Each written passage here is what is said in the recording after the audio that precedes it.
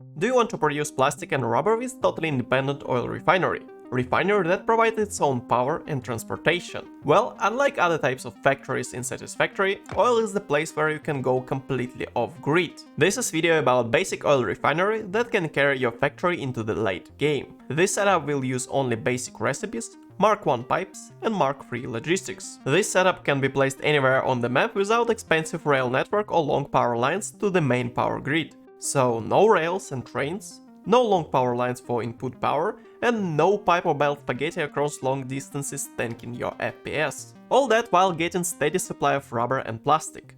I provide timestamps for this video as usual, and like on previous video, schematics can be found in community tab of this channel. And if you want to see advanced refinery guide with alternative recipes in the future, you can always subscribe to this channel. So without further ado, let's go for the basics. To build this factory you will need following milestones unlocked. In Tier 5 you will need Milestone 1 for oil refinement, Milestone 2 for computer production to place your power generation, and Milestone 3 for self-sustained transportation with package utility. In Tier 6 you will need one more thing, Milestone 1 for self-sustaining fuel generators. As you can see, this is a total of 400 plastic, 600 rubber, and 100 computers to unlock all required milestones. Computers is an easy part. You can get a lot of them just from crash sites and benchcraft the rest. On the other hand, getting initial plastic and rubber is a bit tricky. For that, you will need quite a bit of biofuel to make small temporary oil setup first. Also, biofuel generators would be quite handy to jumpstart your refinery later, since this setup do not have external power. Once Milestone 1 in Tier 5 unlocked, place 2 refineries for plastic, 1 refinery for rubber, and 1 oil extractor that can output at least 90 oil. Power them with biofuel generators. Connect fluid buffer to refinery outputs for heavy oil residue collection. Flush full pipe network of heavy oil residue once it's full and seize up the production line. Stack size of plastic and rubber is 200. With first 3 full stacks you can unlock Milestone 2 and 3 in Tier 5. Then you will need 400 rubber and 100 computers for your Milestone 1 in Tier 6. Be aware that you also would need at least 50 extra computers to place 10 fuel generators for this setup. Also, to place 10 fuel generators you will need 500 quick wire. Swap plastic and rubber recipes around in your temporary refineries. With that you can finish off your required computers. And do not forget to flush that heavy oil residue. So with Milestone 1 Tier 6 unlocked, you can actually start building your self-sustaining refinery.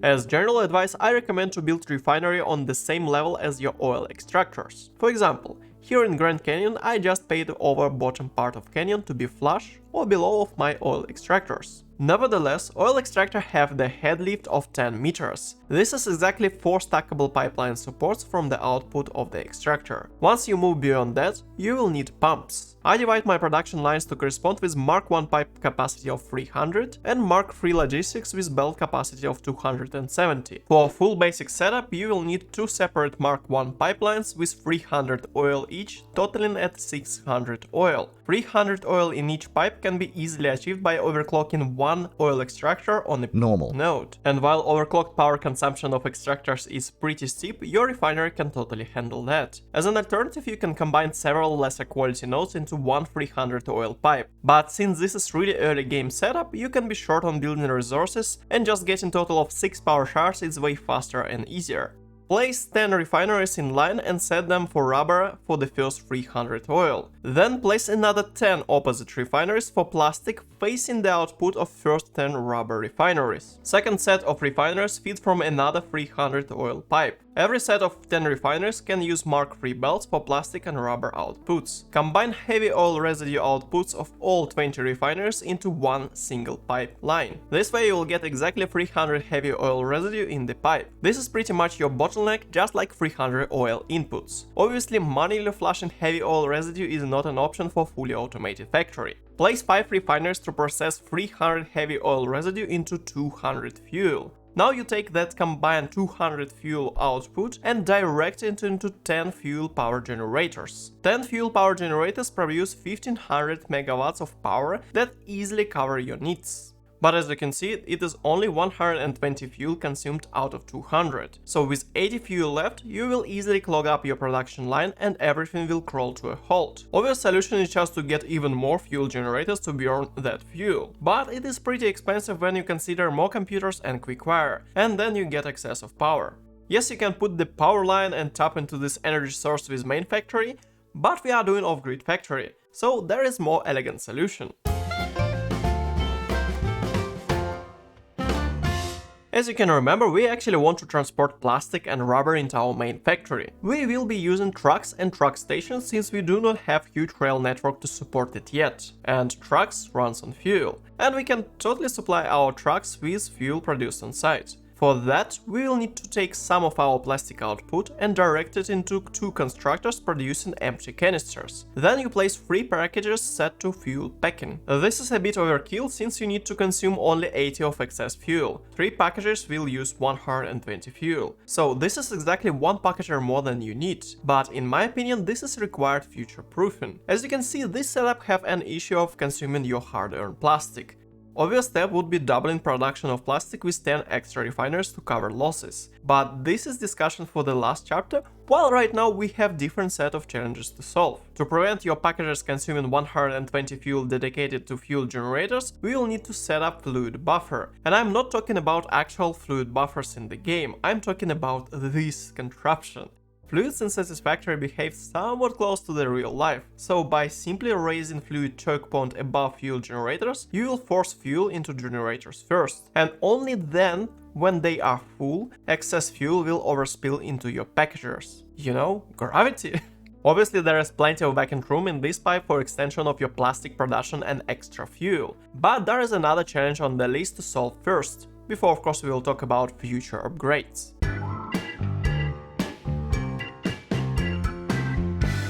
Trucks could not really use all packaged fuel provided by excess fuel. You can simply sink that excess packaged fuel, unlike the fluid fuel itself. What else you can sink? You can sink your overflow plastic and rubber with smart splitters. Since we have only Mark III logistics, we can use 2 awesome sinks for that reason. This way you can sink all of your 200 rubber and 160 plastic plus excess fuel without clogging up production. And since we are not short on power, it is alright to use both of them. So this is your factory that produces 160 plastic and 200 rubber.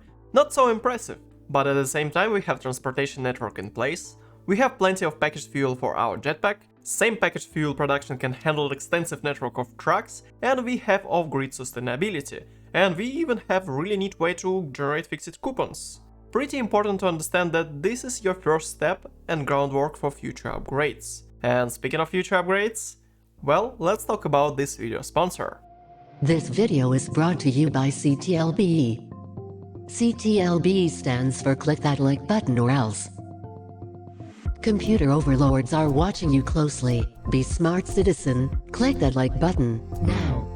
CTLB, building a better tomorrow today. Yeah, what do you expect? Alright, what are the things that you can build on top of this basic setup? Just as we start in upgrades, I highly recommend actually setting up power storage that will back up your factory when you upgrade things and swap recipes around. Just have that extra layer of stability.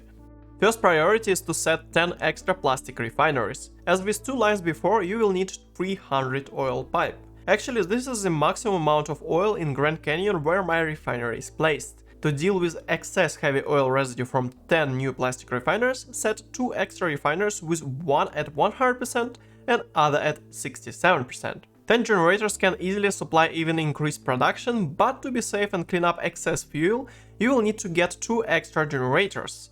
Since you already have packaged fuel infrastructure in place, there is simply nothing else to touch. So with this simple 12 refinery upgrade, you went from 140 plastic to 340 plastic per minute. Note that at this point you will need Mark IV belt to handle this amount of plastic on one line. And as an alternative, you can have 2 truck stations with total of 4 inputs to handle everything with only Mark III belts. But what if you want to increase your production even further?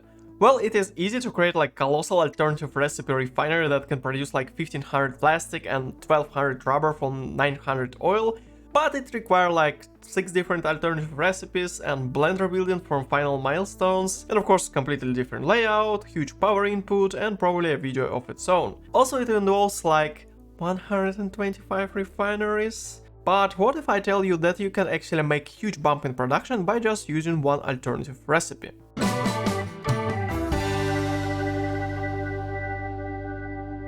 It will require a small upgrade to this factory, but it is really easy to do on this existing layout. First you will need recycled plastic recipe. Then you convert all of your 30 refineries that is hooked up to oil into rubber production. To handle increased output of heavy oil residue from rubber, you will need to upgrade your first 20 refineries to Mark II pipes to handle increased heavy oil residue production. Place 3 extra refineries for a total of 10 fully operational fuel production refineries. Place 10 extra refineries to produce recycled plastic. Make sure that this refinery setup receives enough rubber for alternative recipe. Then you reroute your plastic back to the packagers. Obviously you would produce around 560 plastic once you account for packaged fuel production. This is why several belts of Mark IV is advised. Also, not all rubber will go for the recycled plastic, and you will bump up your rubber production producing 320 rubber. Meanwhile, your fuel generators can be totally dismantled. While you use the same 900 oil as before, bump in production come at the cost of no free fuel for power. Yes, this setup would rely on your main power grid, but probably by this point you should have enough power elsewhere. So as you can see, in 4 steps you can go from bench crafting computers and manually flushing your heavy oil residue to something that is fully autonomous, have its own power and transportation with decent production of plastic and rubber. Then you upgrade this to something even more powerful, and finally something that can feast on main power and single alternative recipe while providing more than a double of initial basic setup. So this is pretty much your journey from 3 refineries to 25, then to 37 and finally 50 refineries. And there is still one more small thing that can increase your production of plastic even further.